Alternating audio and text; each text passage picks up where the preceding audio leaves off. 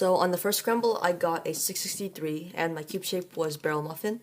And so first of all, I held the muffin on top to trace, and I traced odds. So what I did was pretty much I just brought this pair up to make shield kite, and solve shield kite with the kite kind of facing backwards like this, putting in the shield square, and then solving cube shape like that.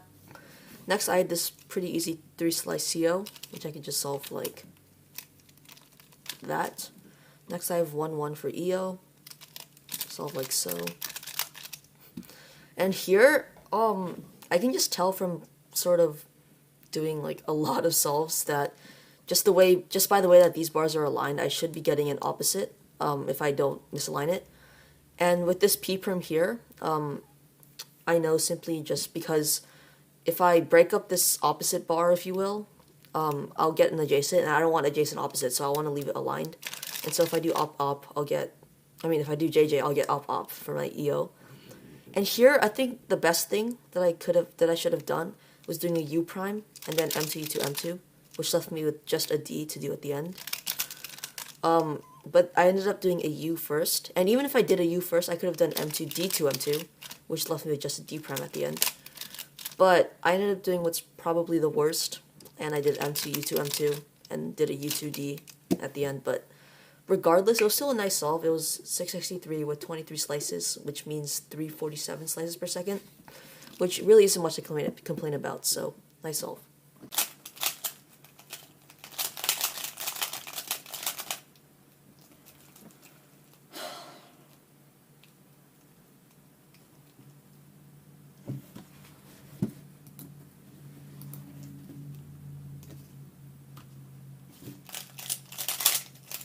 Thank you. So on the second scramble, I got a 539, and the cube shape I got was perpendicular edges on top and 3-3 on bottom, and I traced odd for this mirror case. And so essentially what I do is I simply solve pawn into the front like this. This left me with a nice 2-slice CO, which I just solved like so. Then I have a nice 2 L's, I guess, for EO. And here, I kind of noticed this opposite here, so then I know to do U, and I know that this will be an opposite if I misalign it. And because this is just the same case, but like on the bottom, I'll misalign that too, and I know it'll get opposite. And so I can do that, and then go right into opposite. And I realized that if I, that once I'm done, I just have to do a U for AUF. So that was a 17-slice solution with 315 slices per second, which is pretty good, I guess. So it was also a really good time though, so nice.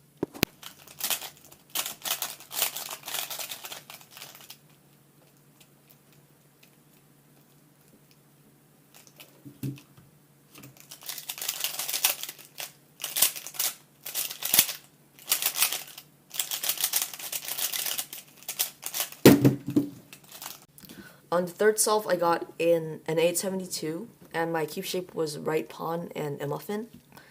And so I traced even, and the way the even out would work is pretty much I'll rotate the cube, and then I'm going to solve scallop, and then do a corner swap before finishing it off. Next, I have this 2-slice cube shape, CO, sorry, which I can solve like so, which left me with LL for EO. And here, I had honestly only two good options, and I ended up going with what wasn't one of those two good options. So one good option is to do, is simply just to leave everything aligned and do JJ, which would left me with 2 good U-perms. What I could have also done is I'll align the T-perm like this by preserving this bar, and then I'm gonna put these headlights in front and do JJ, and this will give me JN.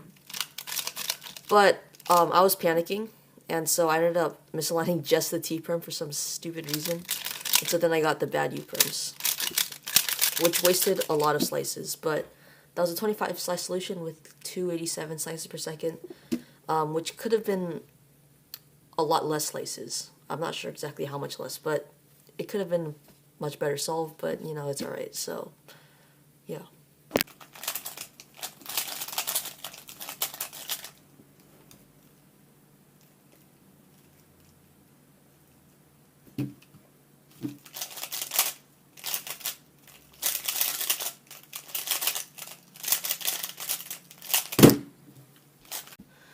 So on this next scramble, which was the fourth solve, I got a 730 with square scallop as my cube shape, and I traced even. So to solve the even alg, I'd simply align the square so that this edge is kind of to the right of the slice rather than being to the left of it, and then I'll just solve scallop kite like so.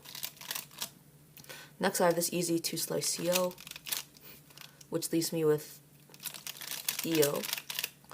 And here, I'm gonna leave this aligned so that I can get a U-perm. And I have an F-perm in the back, which means I can force good U-perms depending on how I align it. And for this specific case, I'm gonna leave it aligned so that I can get good U-perms, canceling into a bar flip. Okay, that was badly executed, but regardless, it was a 23-slice solution, and 730. It was a 730, meaning it was 315 slices per second, which is pretty good, I guess.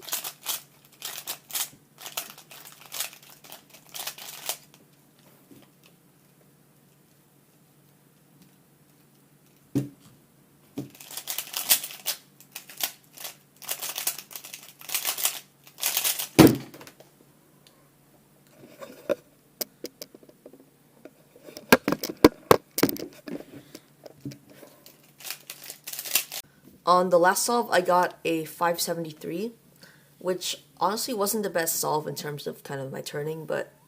So I got shield scallop, and I traced odd, so to solve the odd alg, I would align the scallop, rather than align the scallop like this, I'd align it like this, and solve scallop scallop into the back instead. Next I have just this 1-slice CO, like that. And then here I just have an M2 for EO. I don't know exactly why I would do a UD in this case, but it might just be a habit. And so here's a really easy case. And so first I did a U2 D2 sort of. And I have PJ in the front, meaning no matter how I line it, if I do JJ, I'll get adjacent on top no matter what. And here for this P perm, I'm gonna make sure I break up this opposite bar. I guess, I don't really know what else to call it. And so doing this will force adjacent, and I'll do it from the front instead, just so I don't have to do like a U2 D2.